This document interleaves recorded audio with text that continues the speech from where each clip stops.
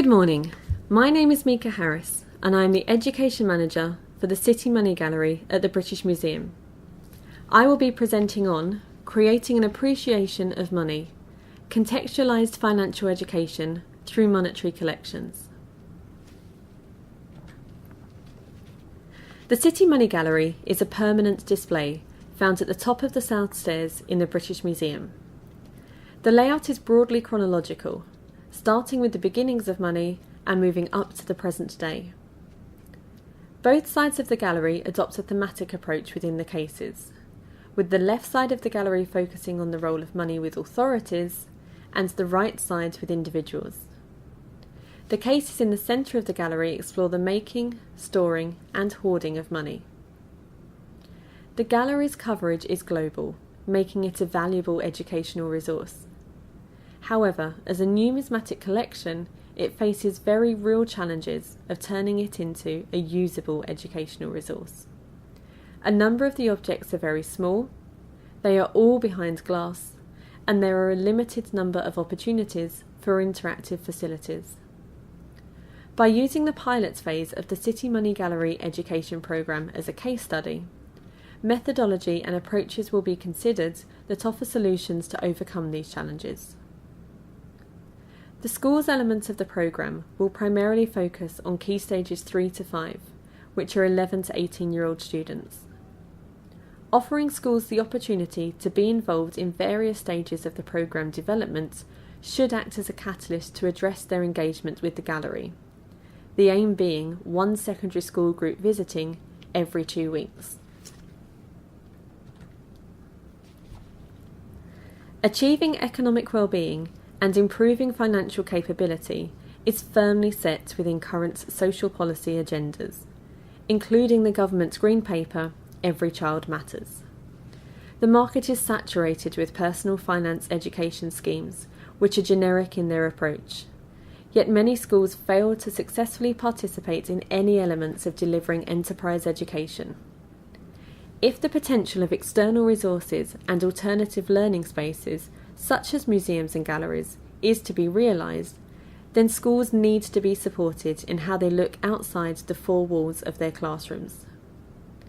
Therefore, it is important to understand what the true requirements are for financial education. Is it learning how to budget, understanding how to set up a business, being able to identify saving strategies, or none of these? For students, they are not experiencing the volumes of money yet that standard activities refer to, and therefore the figures of a monthly income may appear arbitrary. Managing their money can therefore seem like a future concept, and the skills, although transferable, might not be valued at their current time.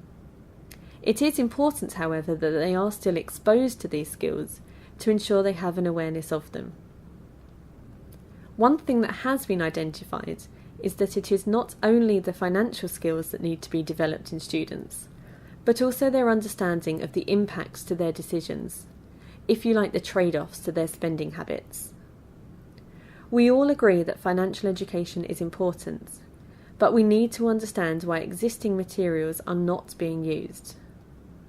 As a result, the Citi Money Gallery programme is adopting a grassroots, bottom-up approach, which is very teacher and therefore student-centred. Numerous barriers to delivering financial education can be identified, primarily that in the UK it is a non-statutory subject.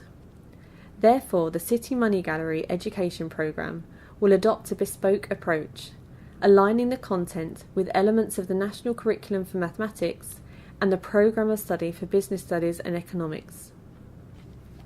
Other barriers include pressures on teacher time, lack of subject-related knowledge for delivering the resources, too many generic resources are available without an accompanying succinct outline of the learning outcomes, and the corporate branding of many resources is not always appreciated by teachers. Assumptions around what teachers and students want and need are often made, resulting in the two extremes of the resources spectrum. Either very generic resources are created, or resources that are too specific, neither of which are practical to a busy teacher. Therefore, involving teachers and students throughout the development should help overcome this issue, as well as addressing the barriers identified. Alongside best practice being researched, a teacher advisory panel was established. Schools that the museum has worked with in the past, as well as local schools, were invited to attend the meeting. The panel meetings are structured sessions, enabling teachers to share their views around key themes.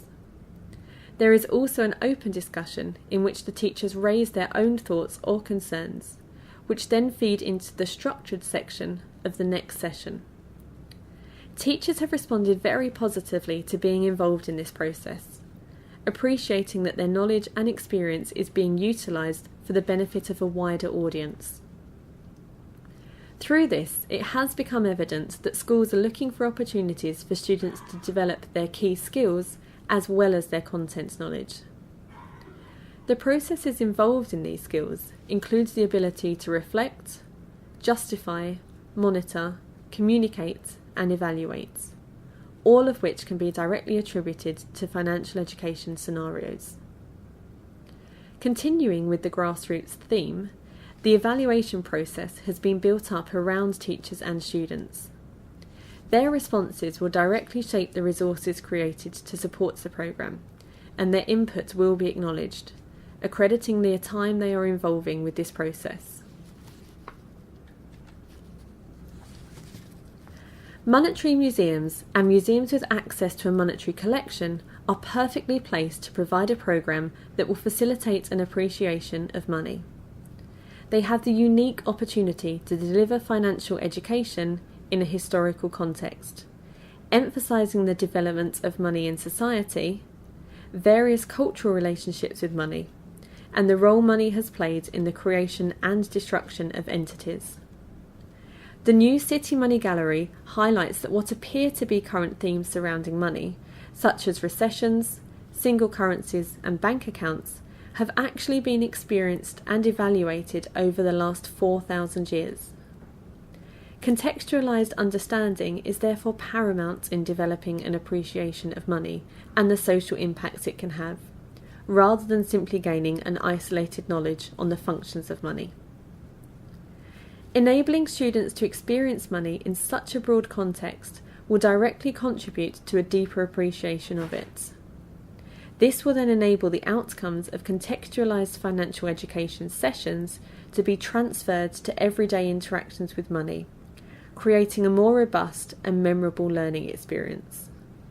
The gallery at the British Museum is full of quirky objects, which can help form memory image banks that concepts can be related to. The experience of visiting a museum also adds a further cultural dimension, which schools are keen to develop. Even London-based schools will not always venture near the British Museum, predominantly due to a teacher lack of awareness and confidence. However, this cultural aspect is another unique selling point to the financial education programme, enabling schools to experience a cross-curricular, cross-cultural experience in one hit. Teaching time is precious, and therefore the more experiences that can be combined into one visit, the more likely the school will participate in that visit. Therefore, although the focus of a visit is to partake in financial education, there will be additional advantages, which should also be highlighted to teachers. This also ties in with the idea of an alternative learning space, for which there has been a vast amount of research undertaken into the advantages of this. By the very nature of being away from their usual environments, students are more receptive to learning. This again is an area to promote in order to encourage participation in financial education programmes. As already mentioned, the initial stages of the programme were both a scoping and identifying best practice phase. During this element, the teacher advisory panel was established, as it was key they were involved from the very start. This enabled a sounding board for ideas to be formed, knowing that practising teachers currently working within the framework of the national curriculum would provide honest and realistic feedback. This has been and will continue to be invaluable. It also adds validity to the programme. other schools will recognise the contribution made by their professional colleagues in trusting their judgment and endorsement of the resources. With the support of the teacher panel, pilot material and resources have been developed.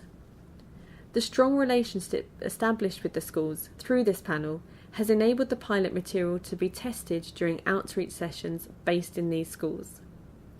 The benefit to the programme of this is that the students are experiencing the materials in a familiar environment, allowing their responses to it to be evaluated, rather than this being incorporated into their experience of a museum visit. Although teachers have been involved, having a pilot phase of the programme development is extremely useful. It enables the materials to be tested with the end user, the students.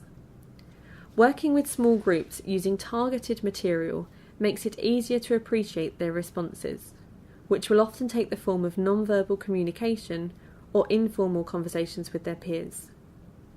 Once students have to commit their feedback to paper, the initial reactions to the materials can be lost. Written feedback can also result in short, nondescript answers, which may not portray an accurate account of the event. Therefore, as well as taking field notes during the pilot sessions to capture the responses as they occur, structured evaluation activities were also implemented at the end of the session. This was complemented with a follow-up session led by the class teacher without any museum staff being present, returning students completely to their familiar environments, allowing them to relax and provide honest feedback. The main learning points from the pilot sessions have been based around the format of the activities. Having taught secondary maths for the last 4 years, I appreciate the need for creative and interactive activities delivered with passion, and this was echoed in the findings. The sessions were based around education through discovery, putting the emphasis on student learning rather than direct teaching. In each session, the first activity was interactive, ensuring engagement from the start. Handling of the objects featured prominently throughout the sessions, with students being given the opportunity to identify what each object is and how it could have been used, rather than just being told. Understanding of behaviour economics and trade-offs from decisions was developed through trading activities and analysis of the funding strategy for the Roman Empire. Students were therefore experiencing these skills in context, providing them with something tangible that they could relate their learning to. Following this, a student advisory panel will now be established. This will take a similar form to the teacher advisory panel, although will meet more regularly but over a shorter space of time. Sixth form students, aged 16 to 18 years old, will be recruited directly to support the design and delivery strategies for the materials.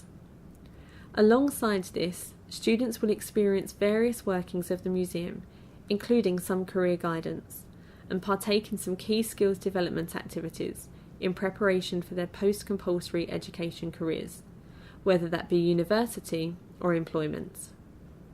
Adopting this strategy will justify the students offering their time to be involved in this process, providing them and their schools with a variety of tangible outcomes.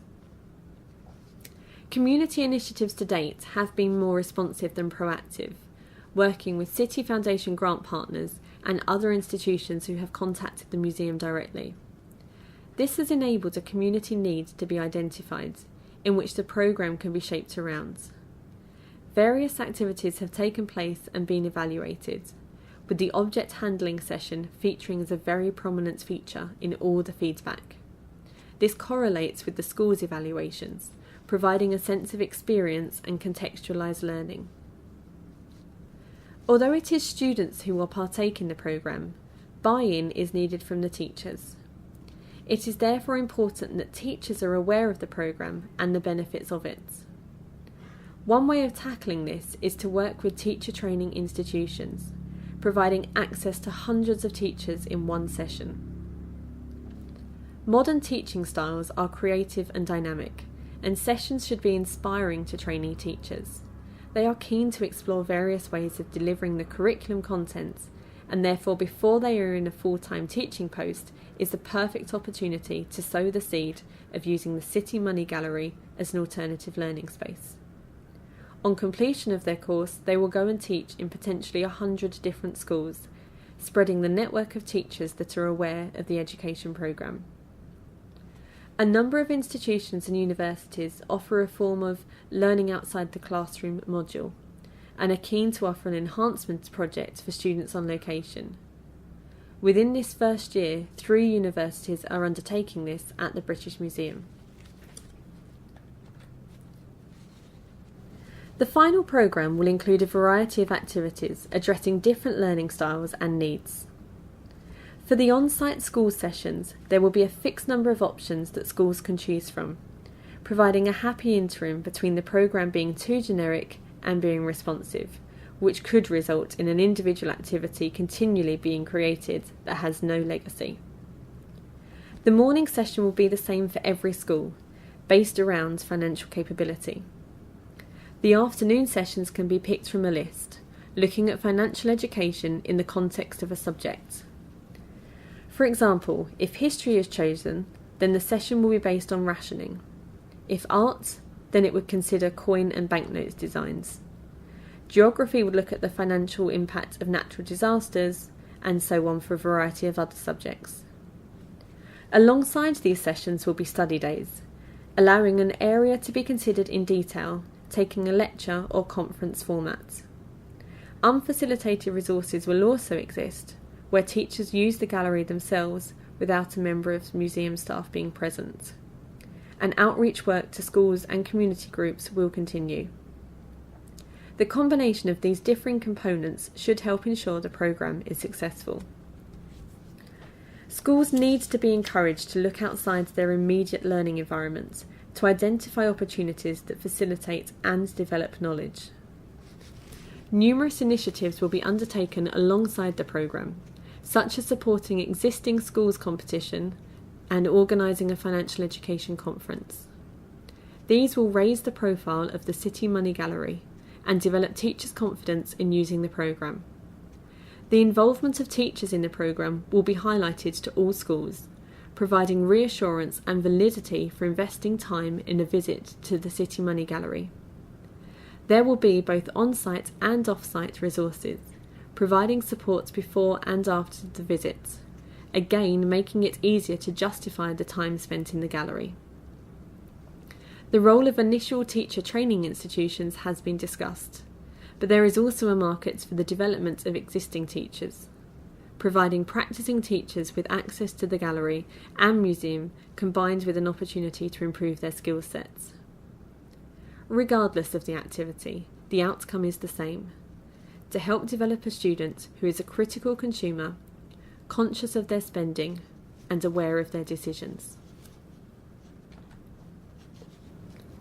The pilot phase of the programme has so far identified a very real need in schools and educational institutions to support the delivery of financial education. Whilst the evaluative process has highlighted areas for improvement, it has been hugely complementary, with schools keen to stay involved with the programme and the opportunities it will offer. As alluded to earlier, there is no doubt as to the importance of students experiencing effective financial education. However, in order to make this experience memorable, it needs to be delivered in a contextualised manner with direct references to items in the collection. This will ensure that students can appreciate the role that money has played and continues to play in society, enabling them to feel confident about making financial decisions in their futures. Thank you very much.